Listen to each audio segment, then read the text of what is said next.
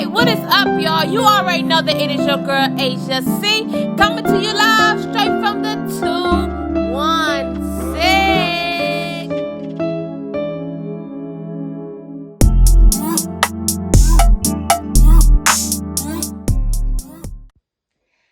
Hey, you guys, and welcome to Behind the Moment. Behind the moment, I'm going to describe to you guys and get a little more into detail, just a tad bit about the monologues or the spoken words or the poems that I write and post here on YouTube. So let's just take a look and get into the first one. Ever had a miscarriage? Your very first child at that? Huh? Did you literally feel your baby coming out of you while running to the bathroom to see what this big gush coming out of you is?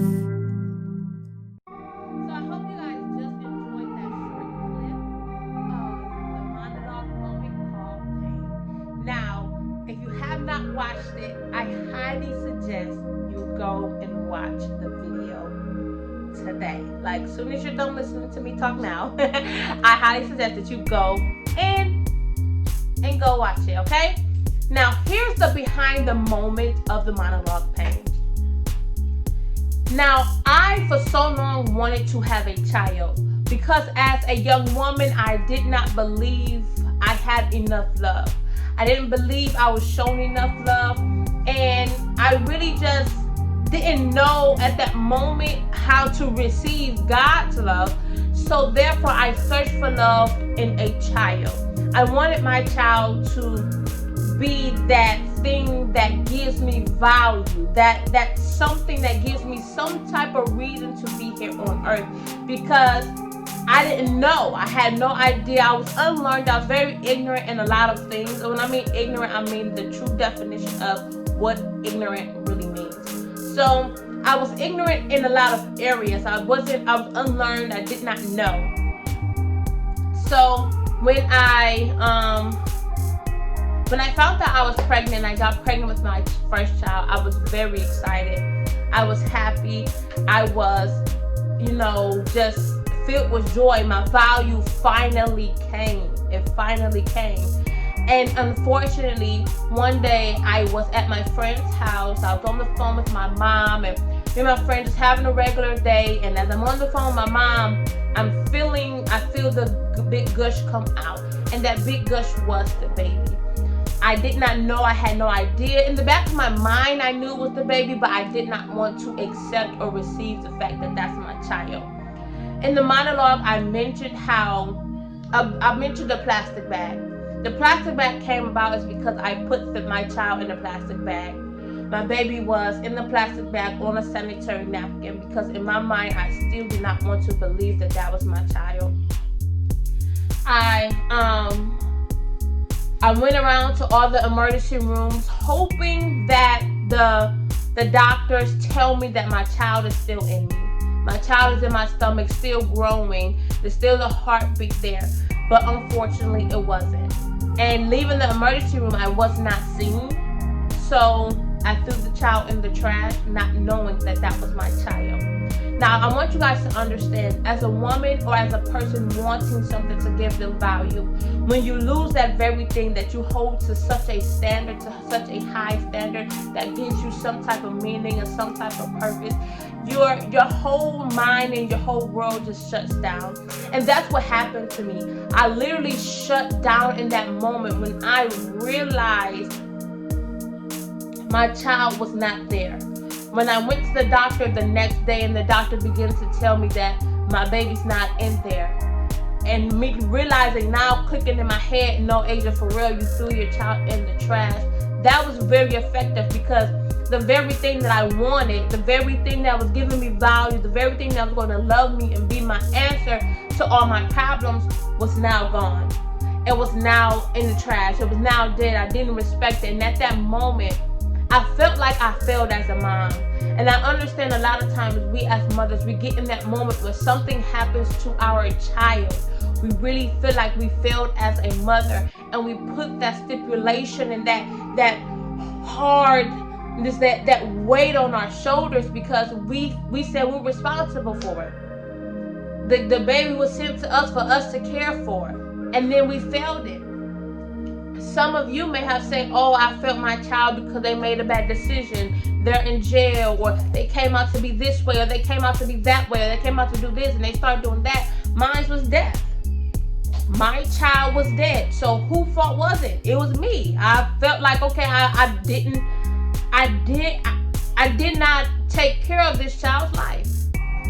Matter of fact, I felt like I was the one who contributed to the child's death, because because the way I lived my life, because the way I conducted my life, but the way I did my everyday thing, I was out and about just doing whatever, being in all types of different stressful relationships and dealing with different things like that. When I decided to have a child and wanted that child, I failed that child.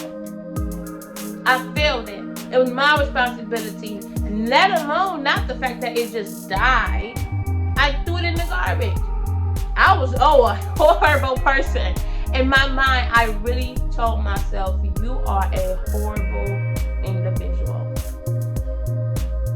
I cried. I was depressed for a while. It even carried on in life to my other pregnancies, where I feared that they may lose their life because of the decisions I made, because of my life choices, the way I began to live my life, where I would go, the relationships I would get in, the relationships that I would allow to affect me. I believed that it was my fault.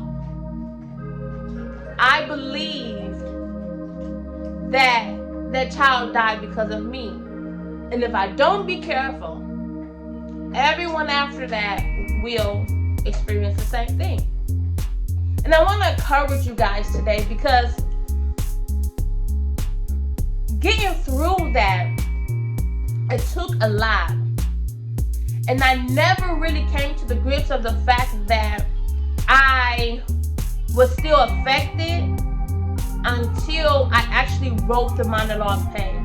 When I wrote the monologue pain, I was writing it for a contest. Now, I never actually went and put that in the contest. Actually, I said something else instead of that one. And I had put it in a contest. And that was when I wrote that, I realized, I said, this is why I don't ever want to have any more children. This is taking part, of why I don't want to have any more kids. Why I don't want to get pregnant. Why I fear pregnancy. That's one of the reasons why. And why I have not ever enjoyed any other pregnancies, because this fear from the first one has carried on. And I want to let you guys know, to break that cycle of the fear of whatever it is. Even as moms, we have this weight on us from our children in a way. Our children can affect, these are our children, we birth them out. Like I said before, yours may be okay, your child selling drugs, your child failing school, your child fighting all the time, or your child getting picked on, your child getting bullied, your child is this or whatever. Yours may be different from mine. And I'm not saying mine was greater, yours is greater. Here's the thing, it all has a root. It all has a root. And the root of that is, it's trying to destroy and kill the mom. It's trying to destroy and kill the one who's giving birth, the woman. It comes. The enemy uses what he sees affect us to destroy us and take us down. So why not use our motherhood? Why not?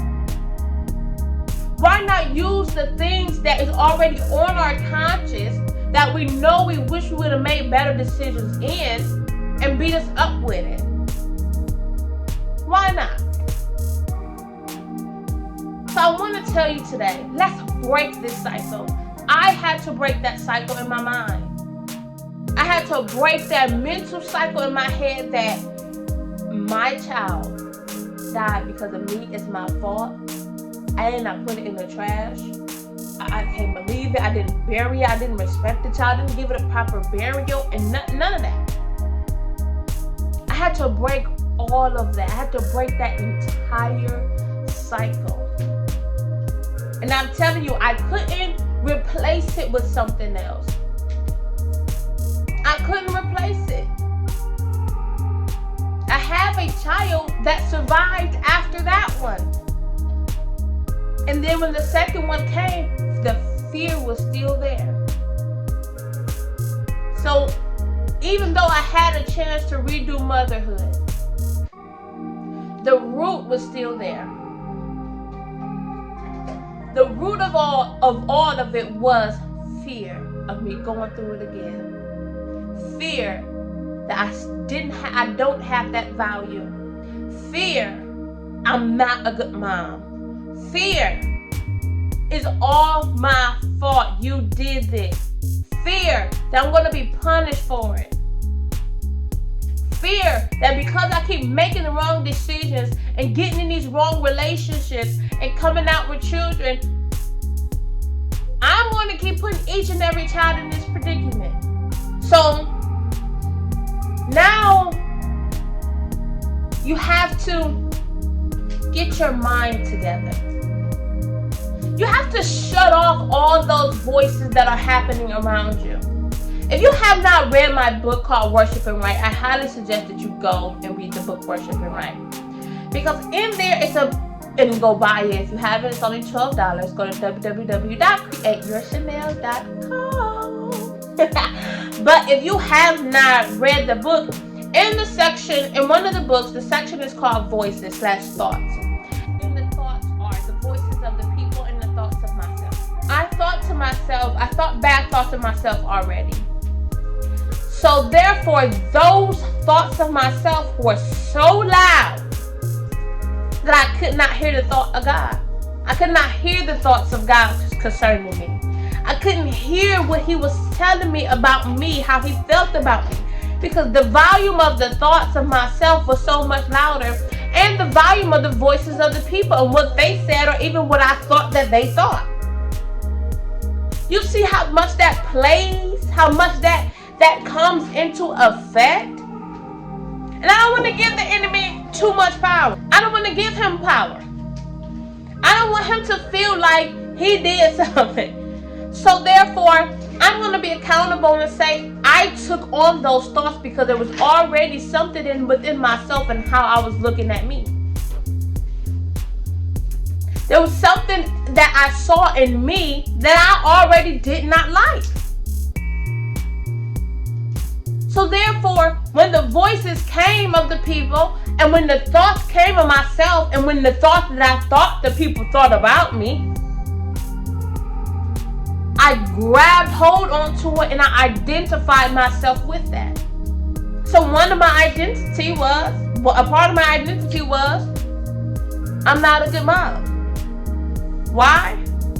Because I failed the first one. I failed the first one that is not here.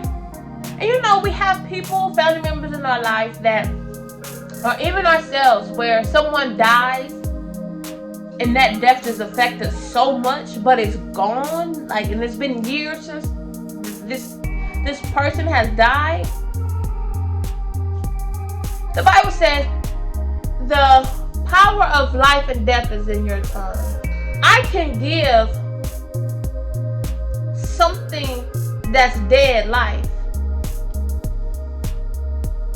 And what I mean by that is, I can give the thought that I'm not a good mom, which is a dead thought, life by keep talking and saying that that's what I am. And guess what I'm doing? I'm feeding it. I'm causing this seed that I'm not a good mom to grow, because my mouth, my words, it's giving it water. It's nourishing it. My thoughts, it's even nourishing it.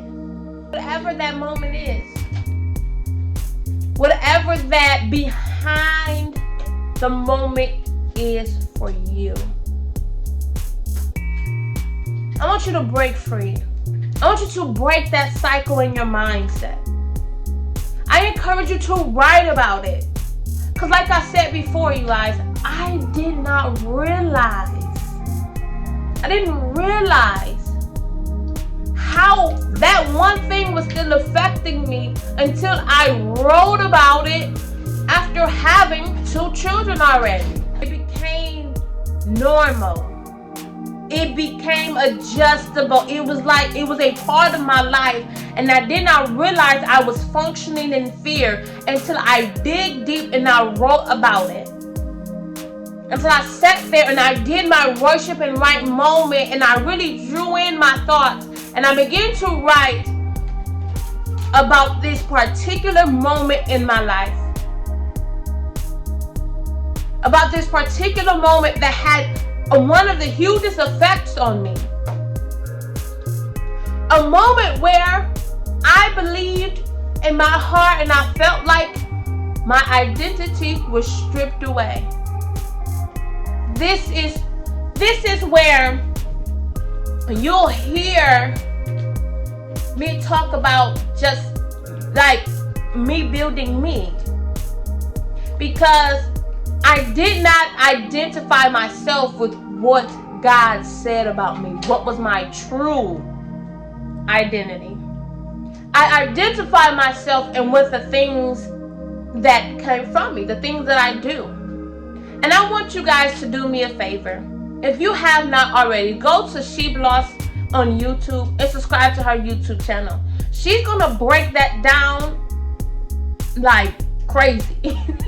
So I highly suggest y'all go over there and listen to her identity series on her blog meditations.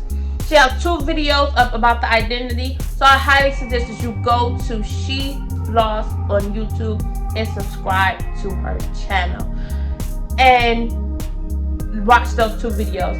So I had to change the way I thought about me. I had to change the way I loved me. I had to change the view of who am I looking at in the mirror. I had to change that. And I had to seek God. And I'm telling you guys, in my notebooks, I write a lot about who I am. The things, the situation that I've been through. I find out how my identity was crippling away. My identity was falling off. It was just coming off. And it's like, wow, I see where I continue to lose myself in these events that happened in my life. And no, I'm not saying wanting a child was bad. Wanting to be a mom is not bad. Having children and multiplying is God ordained. But it is the way that we do it. It's how we go about it. It's the value that we put on it. I went about getting a child out of order. I was not married. I was not married.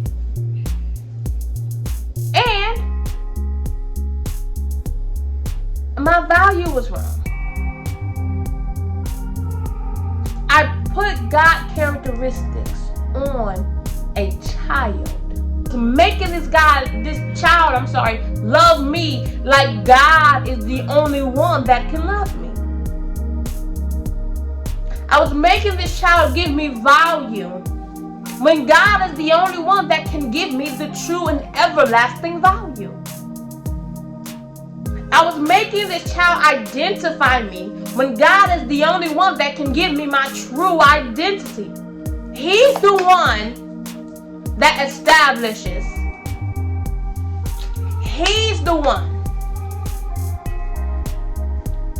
And I'm telling y'all, if you are in that place that I was in before, get around some people that uplift you and keep you on track.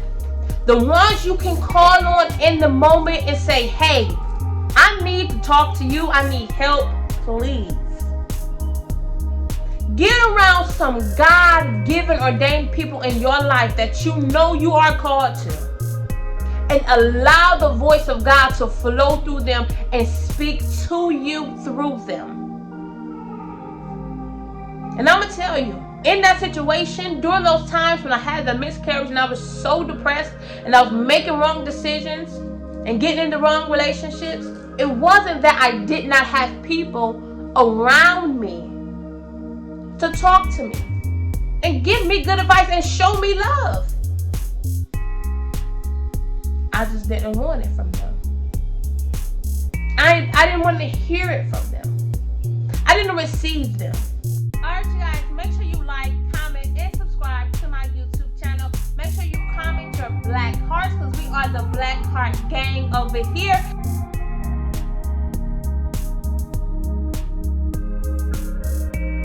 And make sure you guys do not forget the writing comment. I'm sorry. Who am I? Do that for yourself. Okay? Release it. And you don't have to send it to me if you don't want to. But if you would like to share with me, that's fine. Or let me know if it helped you when you did it. Alright? So, can't wait to see you guys next